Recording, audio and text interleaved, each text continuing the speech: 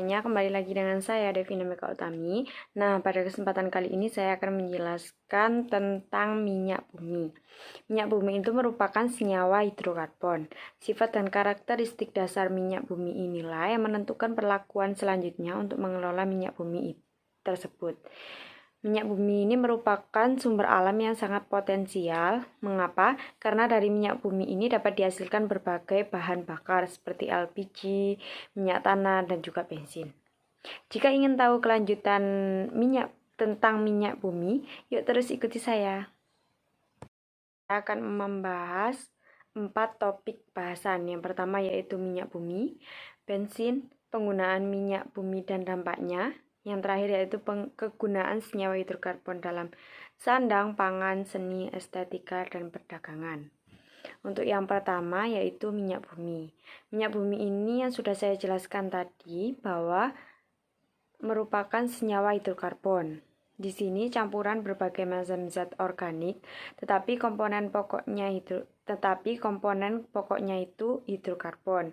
Minyak bumi ini disebut juga dengan minyak mineral. Mengapa? Karena diperoleh dalam bentuk campuran dengan mineral lainnya. Minyak bumi tidak dihasilkan dan didapatkan secara langsung dari hewan ataupun tumbuhan, melainkan dari fosil. Oleh karena itu, minyak bumi dikatakan sebagai salah satu bahan bakar fosil. Nah, di sini minyak bumi memiliki komposisi yang berbeda-beda dalam setiap sumur, meskipun secara umum sama. Yang pertama yaitu komposisi minyak bumi. Di sini komposisi minyak bumi ada 4, ada senyawa N-alkana, senyawa sikloalkana, senyawa isoalkana, senyawa aromatik. Senyawa N-alkana ini merupakan komponen utama minyak bumi. Nah, pada suhu kamar metana dan etana ini berubah gas. Metana dan etana merupakan komponen utama LNG, sementara itu propana dan butana merupakan komponen utama LPG berbentuk cair. Jadi di LPG itu ada komponen utamanya propana dan juga butana. Untuk selanjutnya yaitu senyawa sikloalkana, di mana senyawa sikloalkana ini merupakan komponen terbesar kedua setelah N-alkana. Senyawa sikloalkana yang paling banyak terdapat pada minyak bumi yaitu siklopentana dan juga sikloheksana. Untuk senyawa sikloalkana hanya sedikit isoalkana yang terkandung dalam minyak bumi. Untuk terakhir senyawa aromatik, di mana senyawa aromatik ini hanya sedikit dengan titik didih rendah dalam minyak bumi. Berikut adapun kegunaan senyawa-senyawa alkana yang terdapat dalam minyak mentah yaitu ada etana, metana sebagai bahan utama LNG yang sudah saya sebutkan tadi. Untuk propana dan juga butana itu bahan utama LPG. Itu merupakan contoh dari senyawa aromatik. Untuk selanjutnya yaitu pengelolaan minyak bumi. Untuk pengelolaan minyak bumi yang masih mentah atau bisa disebut dengan minyak mentah tidak terlalu bermanfaat. Upaya yang harus dilakukan agar minyak mentah dapat digunakan yaitu memisahkan dalam fraksi-fraksi ataupun campuran tertentu dalam sebuah kilang. Hal pertama yang dilakukan yaitu destilasi fraksional.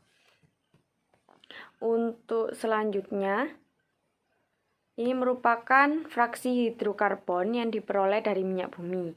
Ada fraksi, jumlah atom C, titik didih, dan kegunaan.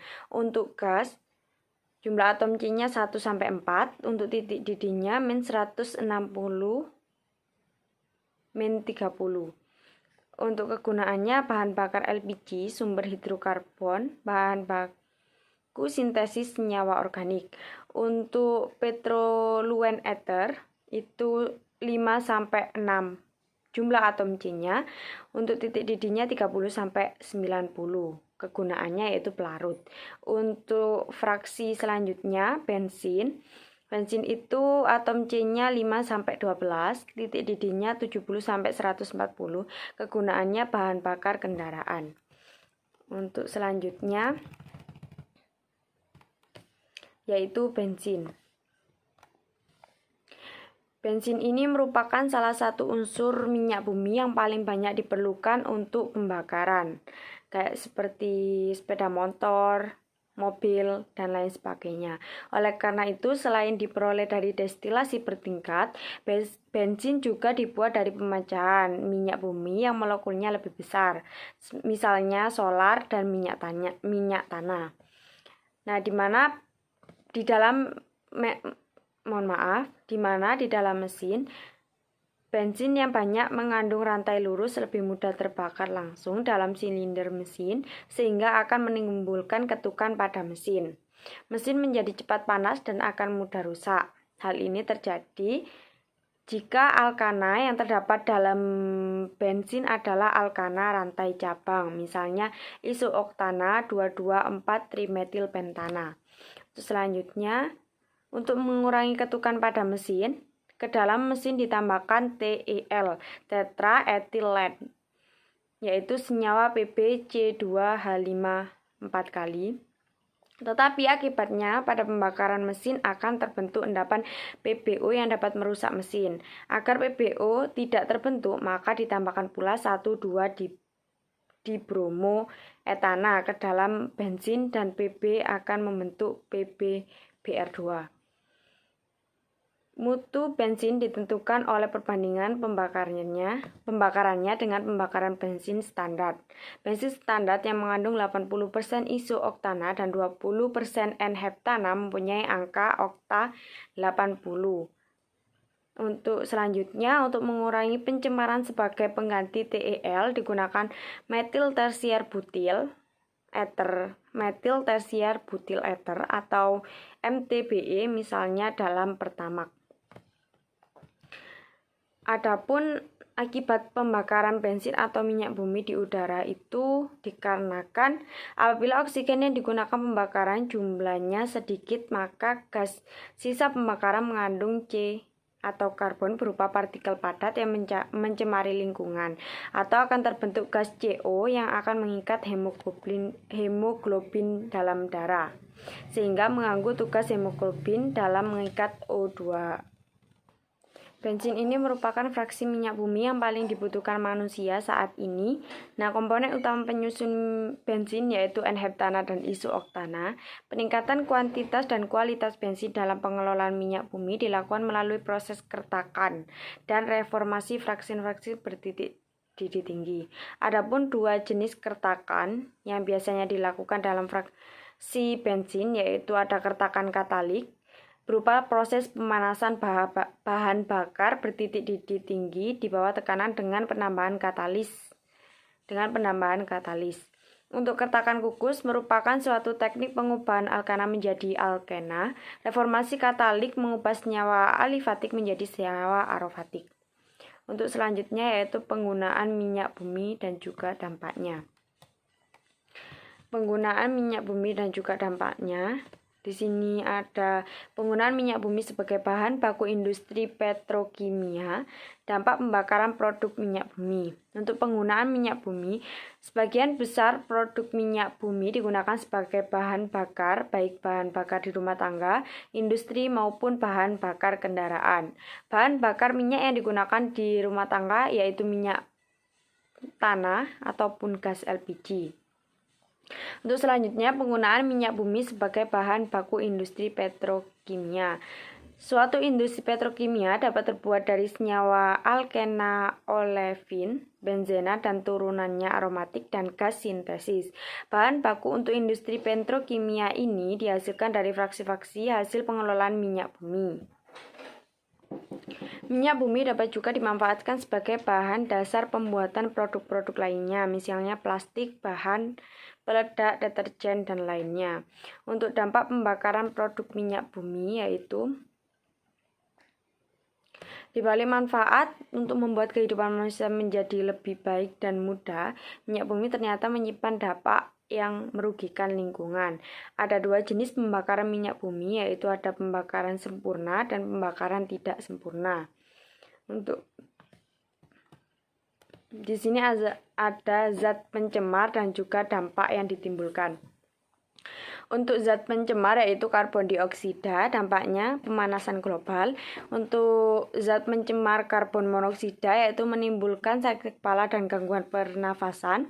Untuk sulfur dioksida menimbulkan iritasi saluran pencernaan, iritasi mata, batuk, dan hujan asam. Nitrogen dioksida menghasilkan asap kabut yang menyebabkan tumbuhan layu dan gangguan pernafasan. Untuk timbal, iritasi kulit, gatal-gatal, mata perih, dan lain sebagainya. Untuk selanjutnya yaitu kegunaan senyawa hidroksida dalam sandang, pangan, seni estetika, dan perdagangan. Kehidupan manusia tidak pernah lepas dari penggunaan senyawa-senyawa kimia yang mengandung hidrokarbon. Senyawa-senyawa hidrokarbon yang kita gunakan dalam berbagai hal sebagian besar merupakan senyawa-senyawa derivat kompleks hidrokarbon. Di sini merupakan dalam bidang pangan, senyawa hidrokarbon kita kenal dalam bentuk senyawa-senyawa hidrokarbon, protein, dan juga lemak. Di mana karbohidrat yang berfungsi sebagai sumber tenaga, misalnya beras, gandum, dan juga kentang. Untuk protein yang merupakan zat pembangun tubuh, misalnya telur, daging, ataupun ikan. Untuk lemak yang terdapat dalam bahan-bahan seperti susu, kacang, kedelai, telur, otak, dan juga hati. Yang kedua yaitu untuk kebutuhan sandang. Senyawa-senyawa hidrokarbon terdapat dalam bentuk senyawa makromolekul seperti serat-serat sintesis, misalnya nilon, dakron, dan rayon. Nah, serat-serat tersebut dapat dibuat menjadi benang lalu diubah menjadi kain. Untuk selanjutnya yaitu untuk kenyamanan papan atau tempat tinggal memenuhi nilai seni dan estetika.